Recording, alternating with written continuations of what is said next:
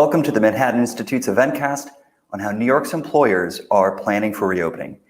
Thank you for joining us during these unprecedented times. I'm Michael Hendricks, Director of State and Local Policy here at the Manhattan Institute, and we're joined today by a stellar lineup representing an enormous cross-section of our city's business community, both large and small. Throughout our program, please enter your questions on our Slido platform, and I'll route them into our discussion. And also, please click on the polls tab and share your affiliation with us, including even if you don't have one. Now it's my pleasure to introduce Mohamed Attia, Director of the Street Vendor Project.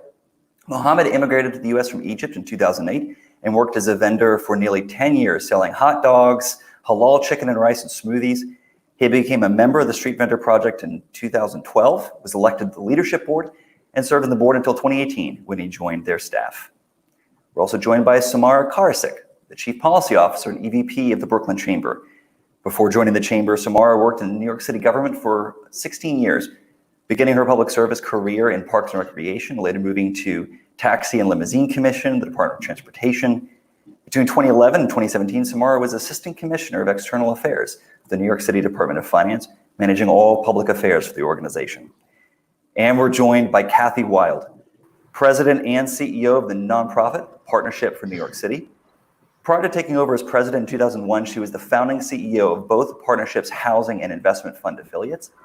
Kathy has received honorary degrees, has served on a number of advisory boards and advisory groups, authored numerous articles and policy papers, and has been recognized for her leadership by dozens of educational, professional, and nonprofit institutions. This is really a stellar group. Thank you all for joining us today. Sure. Kathy, I want to start with you, Kathy. We're in the midst of a pandemic, and we've seen protests. What are you hearing from your members right now, especially looking back after surveying your members in March? What are you hearing now? Well, a large number of our members are from the financial industry generally, the media industry, information technology, and those companies made an amazing shift to work remotely. Throughout this crisis, they have kept the world financial system and the supply chains, commercial markets going. So they are, and many of them are global companies who have the experience of China, South Korea, Japan, Europe before the COVID struck New York City. So I think that they all have plans, very, very clear plans for bringing people back. It's going to be slow. We have polled them. They feel that they have, that about 10% of their workforce will return to the office during the course of the summer between now and September, about 30% by the end of the year. So they're not going to push. I think that they're waiting to make sure that, number one, transit, their employees are comfortable and safe using. I think that, by the way, that the MTA has done a terrific job on the efforts they have made to clean up and make healthy the transit system, to provide protocols, require the masks. And now they're starting to really communicate. We actually sent a letter to all our employers yesterday. We have more than 1 million employees in the city. And from Pat Foy, the chairman of the MTA, describing what they're doing, giving an emergency hotline to call if you see or run into any problems on the buses, subways, commuter rail. So I think for the first time, the MTA is doing a phenomenal job beginning to communicate with their customers. They seek to bring them back. And that's really something that employers have to support and to do as well, and hopefully are doing, and it's going to bring New Yorkers back with some confidence and some trust. So those are the areas that we've focused on. We also have industries that are under real strife in the city, obviously, the tourism industry, the real estate industry, hotel industry, and all of small business.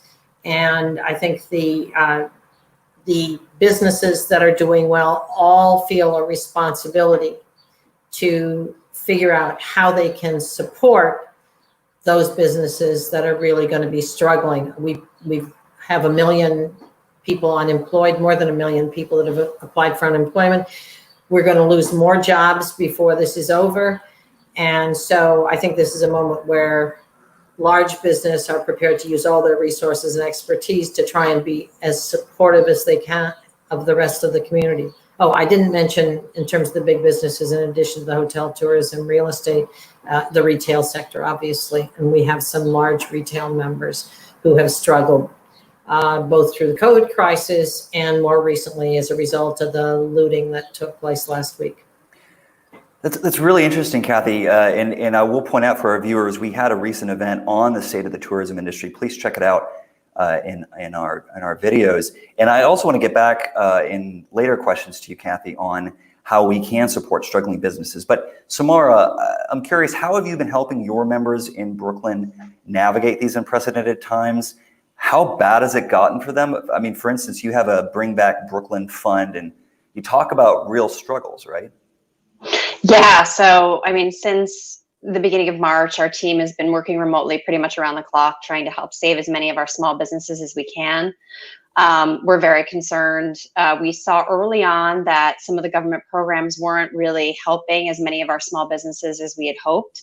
The first round of PPP really failed our small businesses, and it failed even deeper with our minority and women-owned businesses. The second round, they did a lot better on, but it still is concerning for a lot of our businesses. It's just not enough. We're very happy that the federal government passed the changes that they did to PPP last week. So that is going to work better for our businesses. They now have 24 weeks to use the money. They can use up to 40% on expenses and utilities like rent, which of course is a huge expense for most of our businesses in New York. And 60% of that has to be spent on salary. But they have to be able to reopen and bring their staff back for that to work. And now they have until the end of 2020 to do that. So this is a great and welcome change. Nonetheless, there's a lot of expenses that aren't covered under these programs, and there are still folks that can't access them.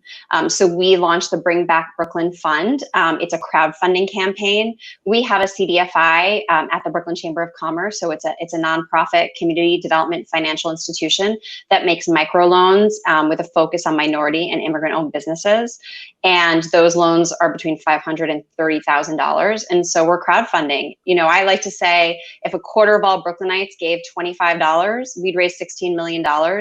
And that is so many businesses that we would be able to help. So the goal for the fund is to give out loans and grants upon reopening so that businesses can restock inventory. And if they need to restock other things as well, that they'll be able to do a deep sanitizing cleaning of their business before they open. And we're also going to be providing personal protective equipment to all of the employees for a number of months. Either we will distribute it to them or they will be able to procure it from one of our preferred vendors who's a local vendor. So, you know, we're hoping that this will help get everybody back to work. Obviously, we want to see them get back to work as quickly as possible and as safely as possible so that they can stay open and our economy can slowly reopen.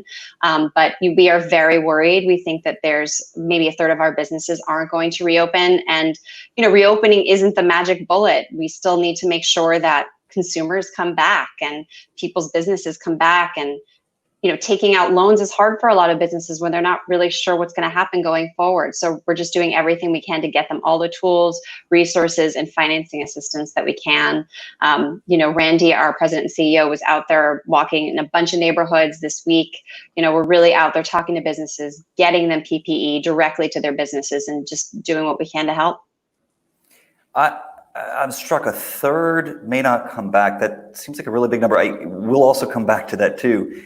But quickly to you, Mohamed, I'm curious how your community of street vendors first navigated orders to stay at home, and then now with people taking to the streets in the city, even embracing outdoor dining, what that's looking like. Yeah, well, so the situation with vendors is very complicated, as you can imagine. A lot of vendors since the beginning of this pandemic had the city stopped working completely because they have seen the decrease in their daily sales, and it has been like to a level where people were not making any sales in a whole day. So a lot of people stopped working, not because they were forced to. Basically, all food vendors are considered essential, just like any restaurants and supermarkets. So they were allowed to operate, I would say, under the executive order. But again, with the stay-home instructions and the guidelines of social distancing, there were no foot traffic in many neighborhoods, and you can imagine how vendors will survive without foot traffic. So the situation was really bad for them. A lot of them stopped working, and a lot of them were waiting for the government to step up and support them. But sadly, that didn't happen. We all know that all the programs that the government offered small businesses didn't really benefit street vendors at all. Street vendors were not eligible for many of these programs, whether it's loans or grants, even like on the city level, on the local level, where we thought that our city will step up, when we thought that the Small Business Services Department will step up and create programs that will support street vendors as sole proprietors. We haven't really seen this happening. So that was really disappointing from the administration side. And of course, now things are reopening. We just started phase one. Hopefully things are getting better. In the past couple of weeks, we heard from many vendors who went back to work, and things are, of course, not as good as before, but it's better than nothing, you know, comparing to what's been happening in March, April, and May. At this point, people would say anything is better than nothing. And we still need a lot of support. Like, the vendors community need a lot of support. A lot of people really can't go back to work because they have huge bills waiting for them in the commissaries where they park their cars and trucks at, that they really need to pay before they go out. They need some cash support to get supply for their businesses to restart again. And of course, as individuals, because we know most street vendors are sole proprietors, they own their business, they work on it, and most of them didn't receive any support from the government, not even the stimulus check that went out to individuals who have social security number. You can imagine that most street vendors who are immigrant, who don't have social security number, didn't receive a penny from the government yet. So that's how the situation is so far. Kathy, I want to come back to you. Considering the entire situation that we're in now, what's your sense of the city's path to reopening? Where are we? Where are your members, and what do you think of the process? Well, we're in phase one of the process, which is a very modest reopening. Hopefully within a week or two, if the health metrics stay stable, we will be in phase two, which will allow a little more leeway and more people coming back, and more businesses getting open. I would.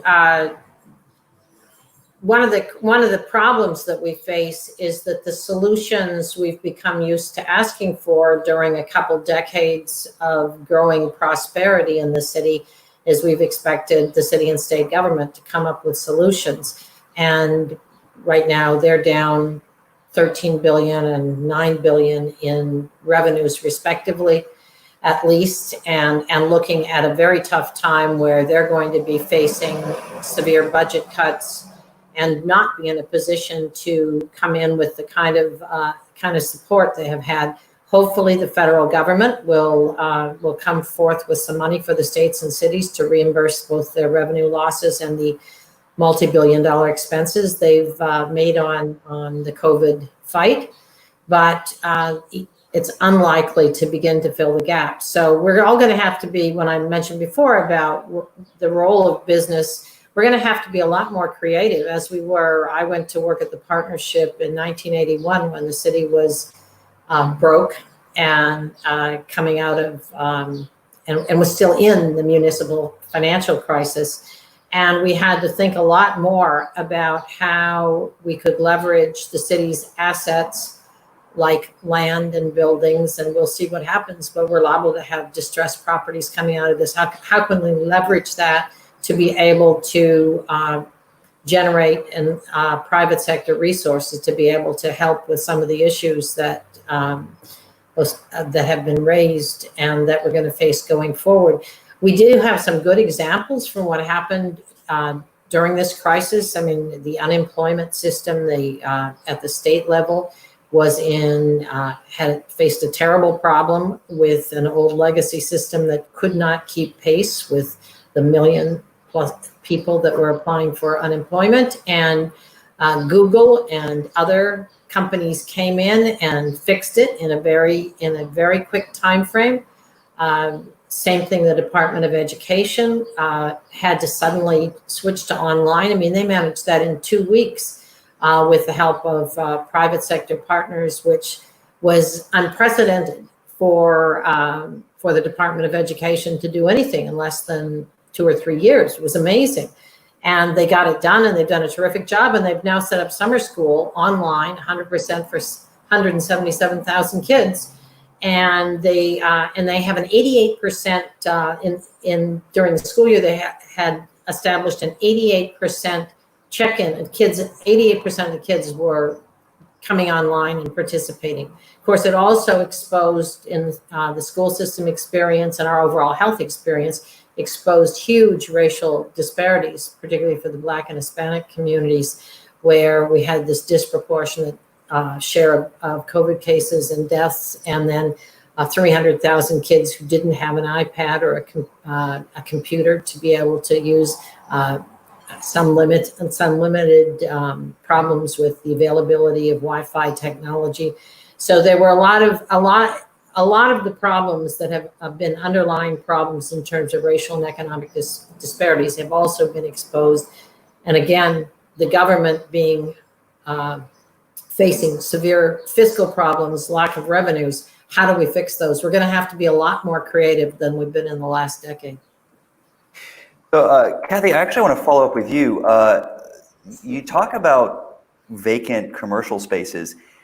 Has there been any talk about creative reuse of vacant spaces? I wonder if you could expand upon that. You know, if there's retail spaces for schools, or has there been talk about that? I'm curious. Well, there's lots of talk. Over the, to be fair, the focus has been on the health crisis and then on the racial justice crisis. And so I would say, yes, there are, the biggest industry from a real estate standpoint, the hotel industry has lost like 92% of their customers, and the city's been able to make up for that a bit with plugging in healthcare providers, essential workers, and homeless households. But it's not. They're in real trouble. They're going to be a lot of distressed hotels, and there are people looking at, can that be converted to permanent SRO housing, homeless housing, affordable housing? What's the opportunity there? And that's very similar to what we did in the 80s, where the city owned 50 to 60% through tax foreclosures, owned 50 to 60% of the properties in low-income areas of the city, and that became the equity in rebuilding the neighborhoods of the city for a number of years. And it was those were all done through public-private partnerships, mostly privately financed, with free city land, tax abatement, et cetera. But we don't have that situation today. Much of the real estate is, there are long-term global investors in New York City real estate. It's securitized. It's not a simple matter of tax foreclosure. The tax liens will be paid by people who expect a long-term upside. So we're going to have to be very careful about how we go about that. We're going to have to need some new tools. It would be great to see the federal government do some kind of focus on how to help cities in particular, because many cities are in similar shape to New York. We're the hardest hit, but Los Angeles, Chicago, New Orleans, Detroit, cities across the country are going to face huge issues for the next year or two. And it would be, hopefully we can get some kind of program, as we had in the 80s, where the federal government set up the Resolution Trust Corporation, went into banks and basically took over their portfolio, and local government and nonprofit groups had the first access to getting control of that portfolio for a very below market basis. And that was how we, again, could rebuild. So we're going to have to see what happens, but we're going to have to be as creative as possible. And we're going to have to overcome the divisiveness that has characterized our city for the past few years, when we had the luxury to be fighting with each other instead of working together to solve problems. Kathy, you were talking about global forces, but Samara, I mean, I just moved to Brooklyn. I am just wondering, if my favorite restaurants and shops are going to open again, or if it'll ever be the same. So I think, there's global forces, there's national things going on, but it's really at the neighborhood level where I see the change and where I wonder what the future is going to look like. And honestly, after quarantine, I think I value my neighborhood institutions even more, even if I can't step foot in them. So how can Main Street businesses stay afloat while staying safe? Well, first, let me just start by saying to anyone that's listening to this, please buy local. If you care about your local businesses, support them, order delivery from them, get a coffee from them, whatever you can do. If it's a retail store, do curbside pickup, right? Try and help your local businesses come back. New York City is a city of neighborhoods, and Brooklyn, in particular, we all feel very strongly about our neighborhoods. That's what makes us Brooklyn, and we have to bring businesses back. I think that there's a lot of talk you're hearing from government and policymakers about our small businesses and that we need to help them. They're eager to open. They want to serve people. A lot of folks that own small businesses, this is their dream. They put their heart and soul into their businesses. And, with COVID happening, nobody could have seen this coming. There are some things that are frustrating that are hurting our small businesses, like business interruption insurance, which many of them bought. There is exclusions in most of those, from what I understand, that pandemics are not included. So here you have people that were paying business interruption insurance for years and years and years, and now they can't use that insurance money. That's something that I think government can help with. We have a real disconnect between what our businesses that have been closed for months can pay in terms of rent and what the landlords are able to offer them. And so I think it's really challenging. Kathy talked about the budget situation that we have right now. Tax incentive programs are going to be really hard. The city's heavily reliant on business and property taxes, and they're already expecting that to go down. Transfer taxes for properties are also down. So I think that it's going to be really important, as Kathy said, that the private and public sector work together to try and figure stuff out. We have a great page on resources for COVID-19 and reopening on our website at brooklynchamber.com. And in there, if you look through it, it is pretty incredible how many private foundations and companies have stepped up and they're trying to help small businesses. But I will say that organizations like chambers of commerce that work with the businesses hand in hand, that are in the neighborhoods every day, are just so important to this sort of recovery. And, I'm hopeful through our work and the work of other folks that are in similar spaces will make a big difference. And we need to work with our partners in government and the private sector to really make sure that businesses get what they need, because reopening isn't the magic bullet, and it's going to be a long journey back. I suspect that, this is just sort of the beginning of us seeing some businesses closing. But for your beloved local restaurants, I think some of them will be fine. It kind of depends where they were when this all started, how many months of capital they had to begin with. Who are their funders? How are their funders doing? All of this kind of stuff. How nimble can they be? How quickly can they evolve? How good are they with using online platforms? We're doing everything that we can to get them all of these tools, including, for example, point of sale devices that are contactless, because there are a lot of local businesses that just don't have those yet. So there's a lot that we're trying to do to make sure they can open safely. 100% they can open safely. Consumers should come to restaurants. They are already like the cleanest that they can be. Our retail shops are, making sure that everything is clean, that their employees have their faces covered. They care about social distancing, but they need help. And that's where government and organizations like ours come in to make sure they understand what the requirements are, and to provide them with PPE and sanitizing services and all the other things that they need to really get going on this. Business people, especially entrepreneurs, they're nimble. They know how to evolve, but we really need to help them get there, especially after months of closure. I'm actually curious, Samara. So when we looked at the impact of COVID-19, it seemed to especially impact minority communities in New York City. I also wonder if the economic pain has also impacted minority and women-owned businesses in particular, and what that may mean for them coming back in particular. Yeah, that's a major concern of ours. Just as we were talking about systemic injustice, also let's be real, Brooklyn is we're a community of immigrants, and many of our businesses are owned by minorities and women, and that's that's what we care about. That's why we live here. It's that diversity and that spirit. And we need to make sure to help as many people as we can. I mean, that's why at the Chamber, we're so focused on those businesses, especially the MWBEs, our CDFI that will be making those loans. In our charter, we make 65% of those loans to minority and women-owned businesses. And we also focus on immigrant-owned businesses, which often sort of cross those lines as well. So yeah, I mean, there's a particular concern for those. They tend to be more underbanked. They were not as well served with the federal funding programs. And that's an area where all of us need to do better work. And, you know, we are there, boots on the ground, helping these businesses as much as we can. But, you know, I think it's really important that everyone continue to focus on our minority and women-owned businesses because traditionally they're underbanked. And so financially, they're going to need more help. And, you know, again, the simplest thing you can do if you're just a regular New Yorker is make sure to go to these businesses and support them as much as you can in whatever situation that you are in right now. That's a great transition to you, Mohamed. Where do street vendors fit in New York's reopening? You talked about, look, they were essential, but they've suffered from a lack of foot traffic. They're facing large commissary bills now. On the other hand, you know, I can walk along Prospect Park West and see food trucks, ice cream trucks along open streets. What does it look like for reopening with street vendors?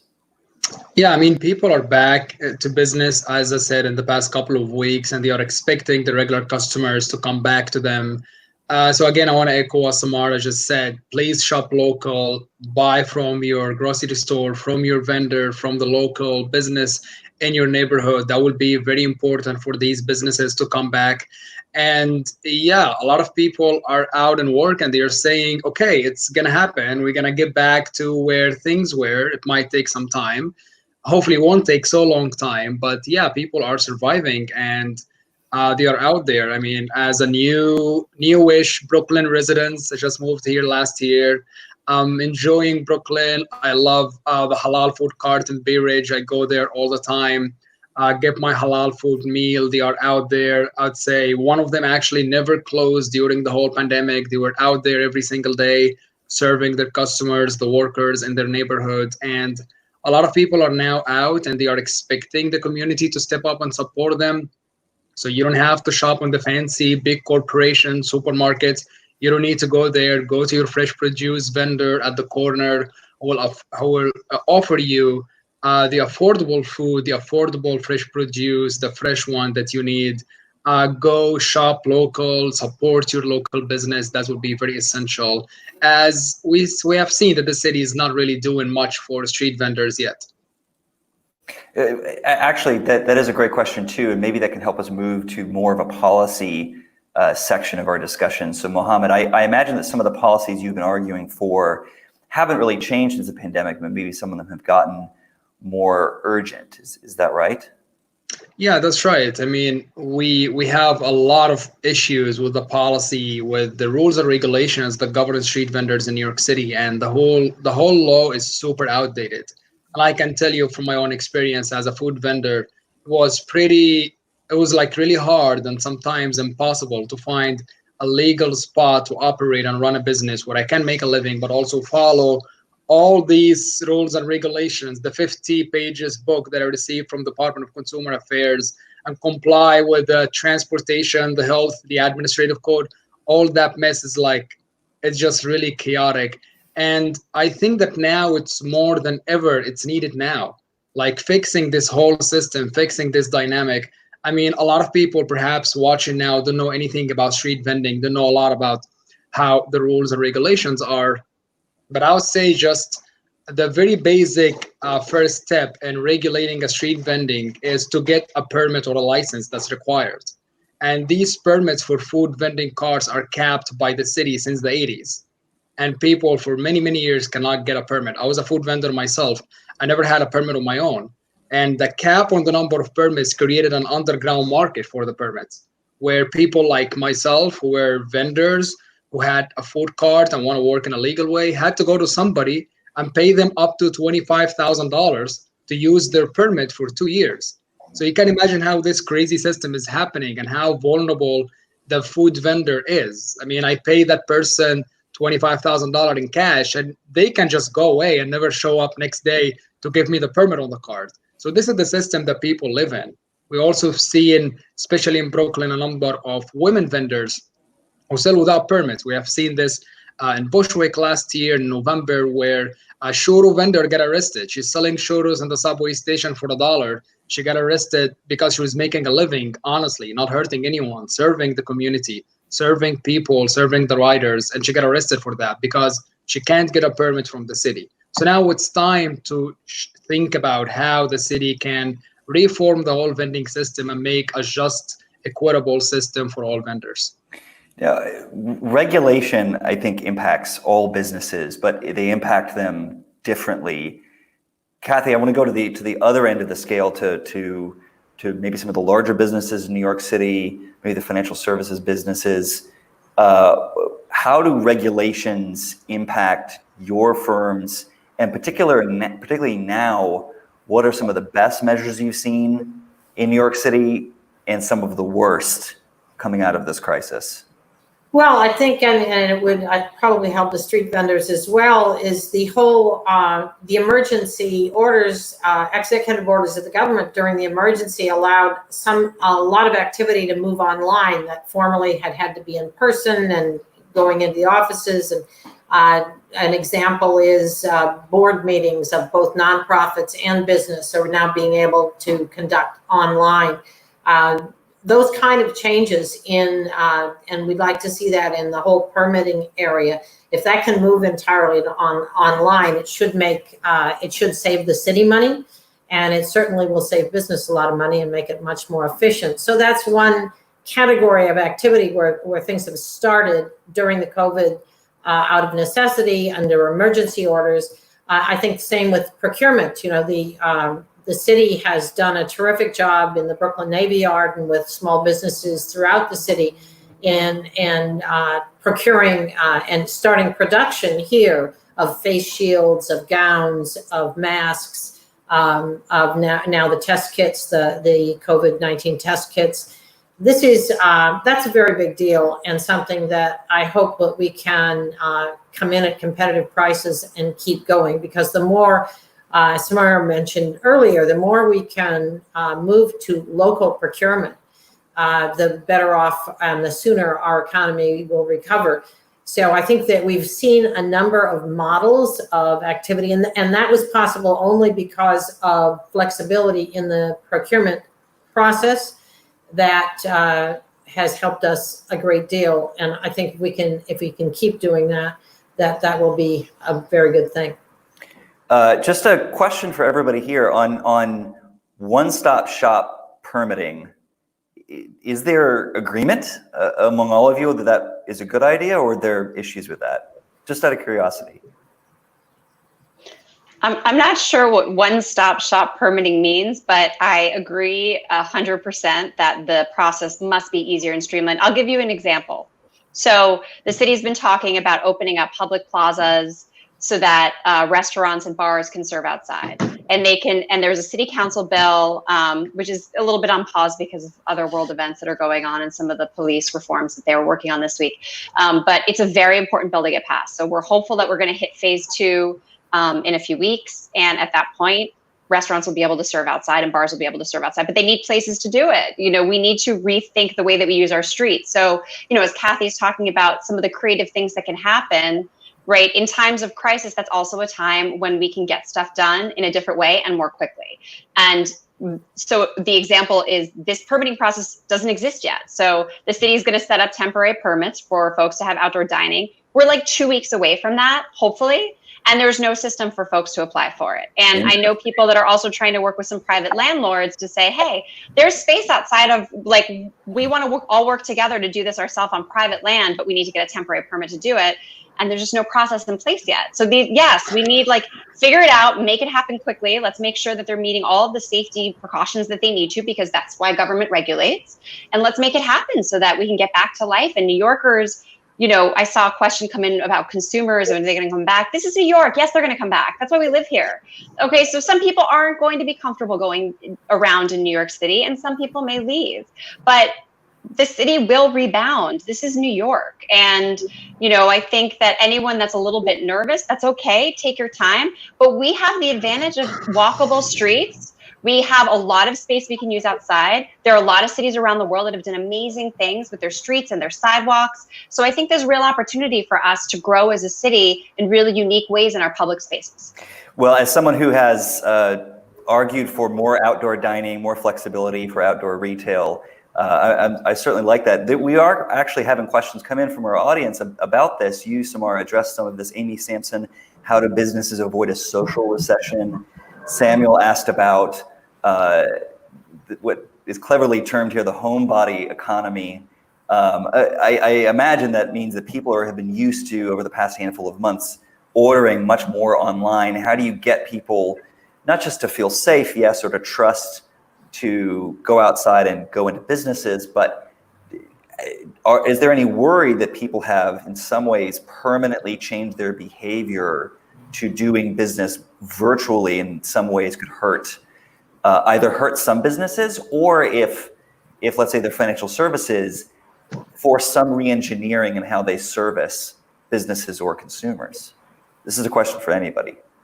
I mean, I'll jump on the has consumer behavior changed. I mean, look, I'll say my parents who are in their 70s have ordered delivery groceries for the first time ever, but they ordered those groceries from a local place.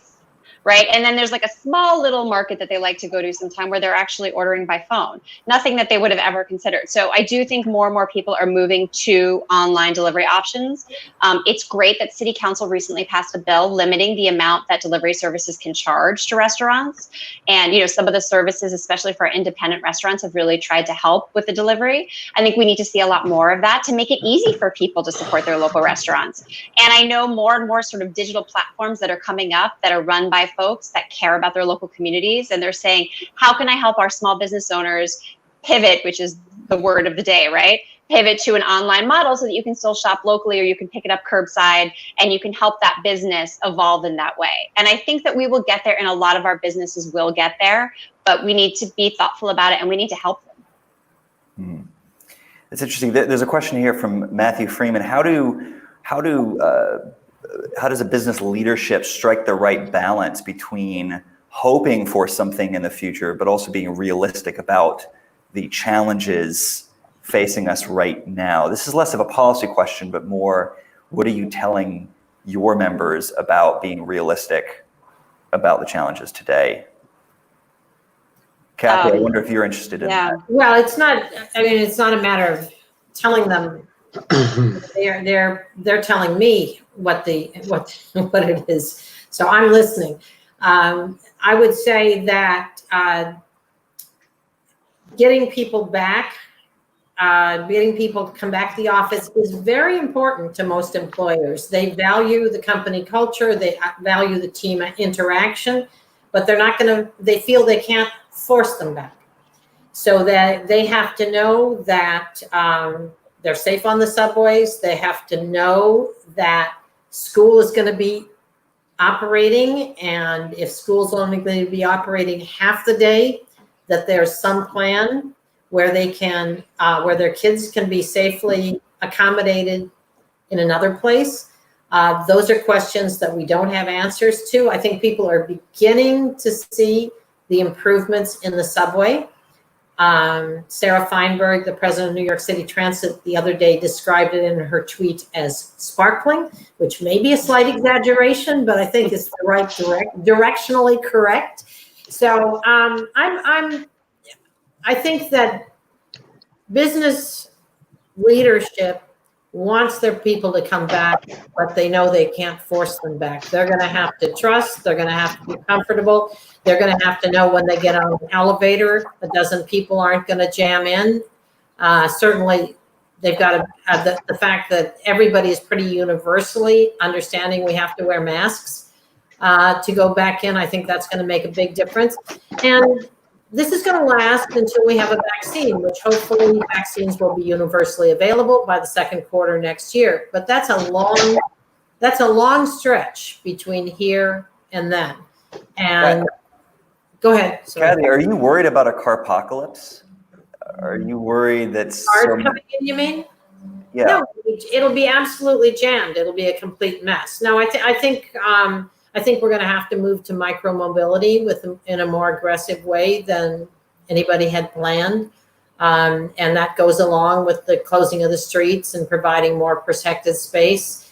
And so I do not think that as much as people would like to drive in private cars, I don't think that's going to be possible. Just the increase in online shopping, which is up 30-40%, means deliveries, freight coming in a much higher traffic level. That was a big cause of congestion before. It's going to be a lot worse. So so I don't think there's going to be a choice of people, of cars coming in great new numbers, because they're not going to be able to move. Samara, and then Mohamed, I'm going to get to you. Samara, a year from now, what do you think we'll see for business in Brooklyn? And since most predictions are also seemingly useless today, what do you hope for in a year from now? So in a year, I think any business that was sort of hanging on before this began is probably going to close, but there are going to be intrepid individuals that are opening. There's actually a place that opened across the street from me last week. And if they can figure out how to move forward, they will. I do think that the vacancy issues that we've seen are going to continue, but I'm also hopeful that landlords are going to be a little bit more flexible in terms of the tenants that they seek. And so there will be some sort of return to the ability for new entrepreneurs to come into spaces that maybe they couldn't have afforded before. And there'll be a balance in the end, but it's going to be a tough year. It's going to be a really tough year. Yeah, it reminds me that people who are predicting the death of cities have been predicting the death of cities for hundreds of years. They still continue. I would imagine if some space becomes less expensive, that is potentially someone else's opportunity. But that is a challenge, though. If rather than a downturn affecting businesses, if there is a fear of riots or looting, I mean, boarded up shops seem to send a different message. Saks Fifth Avenue is surrounded by razor wire than simply a downturn. Is that a concern for any of your businesses? Before some of the protests and looting, there were some commercial corridors where we were seeing just like a little bit of vandalism throughout the borough. Like, we work very closely with all the business improvement districts and merchant associations. So, we kind of know what's happening around the borough in various commercial corridors. But I don't know. I mean, call me naive, but I believe in New Yorkers. And I think that we understand that we need to support our local businesses. There was some looting. It was minimal, fortunately, for our businesses. And a lot of our independent stores were actually spared some of that. People are angry and they're acting out in lots of different ways. It's justifiable where this anger is coming from.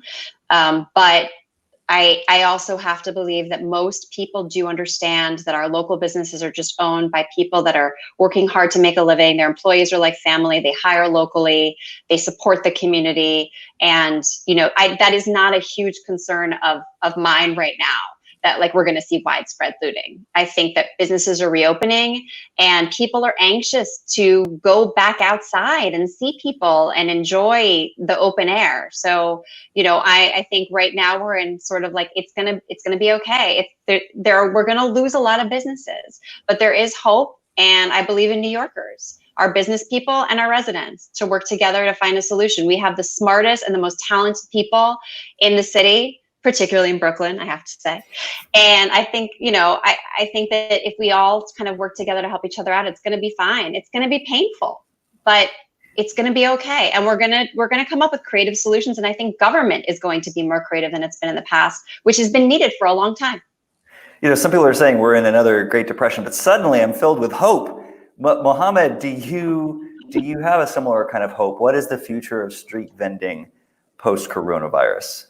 Well, I do have hope for sure. I mean, at the very beginning, the tone amongst the vendors community was so negative, especially seeing things coming out, seeing stimulus checks and support coming from the government, and the vendors community is being left out as small businesses, as workers. Even when we talk about workers, it's very important to acknowledge that many street vendors we know, I mean, thousands of people we know who applied for the unemployment benefit, for the PUA, haven't received anything. Very, very few people who have received. And that's why like we have been pushing the governor and the mayor to create fund for excluded workers, people who have been excluded from the federal government support. But I mean, the tone at the very beginning, as I said, was so negative because a lot of people said, okay, I'm doing this great work, I'm running my business, and the government doesn't care about me. Maybe after this whole thing is over, I'm going to change my career. I'm going to go find another job or run another business, which of course is very devastating to hear that people just give up their dreams, because every vendor we know is an entrepreneur who have a dream about going bigger, establishing their own business, starting from the very micro model of business with a street cart or a table in the street, then go to brick and mortar, then start their own thing. And giving up that dream was very negative at the beginning, but then later on, when people have seen that things are going back and the city is reopening and New Yorkers are supporting each other, they are supporting the vending community. A lot of people are saying, okay, we will go back to business. It will take some time to bounce back to what things used to be before, but at least we're not going to give up. So now I see that there is a lot of opportunities for street vendors to go back to their businesses, to rebuild the business again, because that's what people are doing. People who had regular customers for years, people who had like a stable business, a stable income every day, that is not happening right now. They are starting again from scratch, which is very, very hard for them. So it's going to be a very tough year. Let's be honest. It will be a very tough year. People need to support each other. And people really need to stay strong, and hopefully we'll get through this. But a year from now, I really believe that vendors will be in a better place. Well, Kathy, I wonder if you can help wrap us up here. How can New York's business community emerge from these crises stronger than ever? Well, I think there's general agreement that there's going to be some major changes. And one of those changes is there's going to be more flexibility in the work schedule. So you're going to have fewer people in the office. That makes room for more people to move into offices, to build new businesses. Hopefully it has some impact on rent rates that make it that easier. The tech community has done and will do very well, as was noted before. E-commerce has really shifted, but in general, the move and understanding of the accelerated move to technology in all forms of business and government is now established and is going to take off. So that's going to continue to be our strongest growth sector. And hopefully other sectors will stabilize. We haven't talked at all about the universities and research institutions, the hospitals. All are coming out of this with serious needs, changes in their business model. All these big institutions which really have lost a great deal during the crisis, and so they need help coming back. But they also need to figure out, for example, if the federal policies go through, for 2.5 months, there have been no visas issued for students. Universities, about 20% of their undergrads and 50% of their graduate students, many of our private universities, are foreign students. And the change in the unavailability of visas is just going to have a huge financial impact on their institutions and on their enrollment. It's going to have a huge impact on the city in terms of attracting entrepreneurs. And more than half our small businesses are foreign-owned businesses, or not foreign-owned, they're owned by first-generation immigrants who were born in another country and have come here and are bringing their entrepreneurial talents, whether it's on the vendor side or the tech side, the retail community. And it's a real concern in terms of immigration policy, so I don't want to leave that out. New York has historically grown and prospered because of immigration, foreign immigration, and if we don't continue to have that or restore that after this is over very quickly, it's going to be a very sad thing for the city. Well, thank you, Kathy. Thank you to all of our participants, Kathy, Samara, Mohamed. These are challenging times through pandemic, protests, and fiscal pressures. But I think, as you heard, we're also seeing creativity. And we certainly need even more of it in policy and from our leaders. And we need growth again in New York City. But there is hope. There is hope for New York and hope for our businesses. And you all play a part in that. So thank you to each of you. And thank you to everyone tuning in. Thank you.